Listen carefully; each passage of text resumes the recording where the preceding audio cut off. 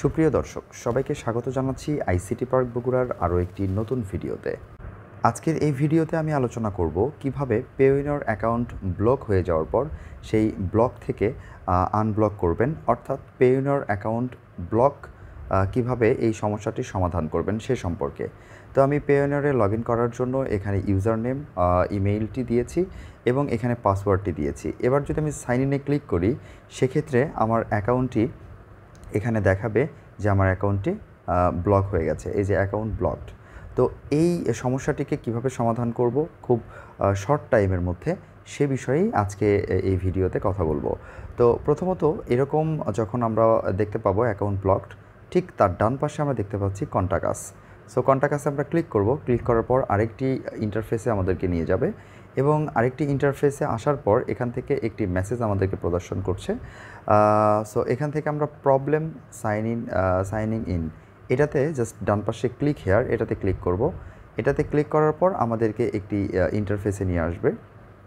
এখান থেকে একটু স্ক্রল করে নিচের দিকে যদি আসি, log in or security issue. So এখান থেকে আমরা ডান পাশে যদি দেখি my account is locked, so এই লেখাটির উপর জাস্ট একটা ক্লিক করব।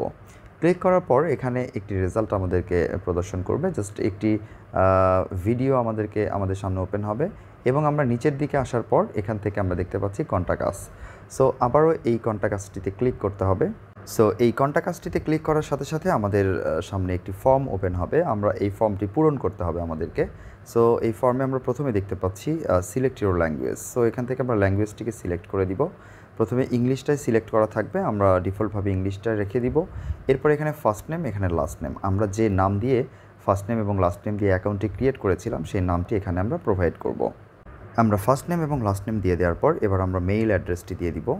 মেইল অ্যাড্রেসটি দিয়ে দেওয়ার পর আমরা একটু নিচের দিকে আসবো। এখানে যে এই লেখাটি যেরকম থাকবে ঠিক এরকমই রাখতে হবে ডিফল্টভাবে।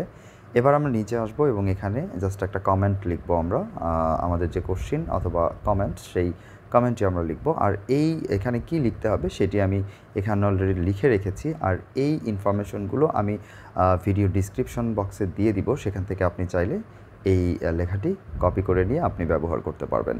পেস্ট করার পর আমরা এটা যদি ছোট হাতের হয়ে যায় এটাকে আমরা বড় হাত করে দিব, তাহলে আমাদের সঠিক হয়ে যাবে। সো এবার যেটি করব সেটি হচ্ছে এই লেখাটি এখানে লেখার পর একটু নিচের দিকে আসব। নিচের দিকে আসার পর আমাদের এখানে একটি ফাইল অ্যাটাচ করতে হবে।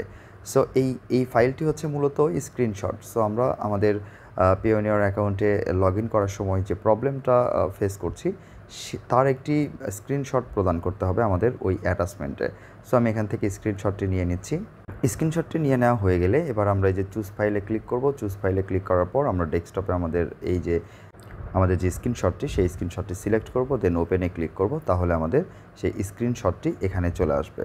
এবার আমরা যেটি করব এই স্ক্রিনশটটি এখানে নিয়ে আসার পর এবার আমরা রিক্যাপচাটা দিয়ে দিব। এখান থেকে ক্যাপচাটা দিয়ে দিতে হবে। সো ক্যাপচা দিয়ে দেওয়ার পর জাস্ট আমরা সাবমিটে ক্লিক করব। সাবমিটে ক্লিক করার পর একটু অপেক্ষা করতে হবে, আমাদেরকে একটি পরবর্তী আরেকটি ইনফরমেশন প্রোভাইড করবে। তারা বলছে thank you for connecting us, we will review your question and reply to the mail you provided, you reference number for this enquiry. So এটা আমার রেফারেন্স নাম্বারটা প্রোভাইড করেছে আমার কাছে।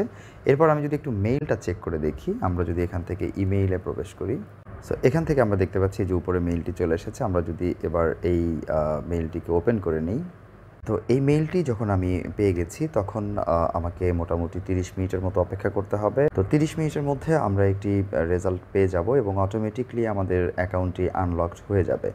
তো নিশ্চয়ই ভিডিওটিতে আপনি অনেক বেশি উপকৃত হয়েছেন। কথা হবে পরের ভিডিওতে। আল্লাহ হাফেজ।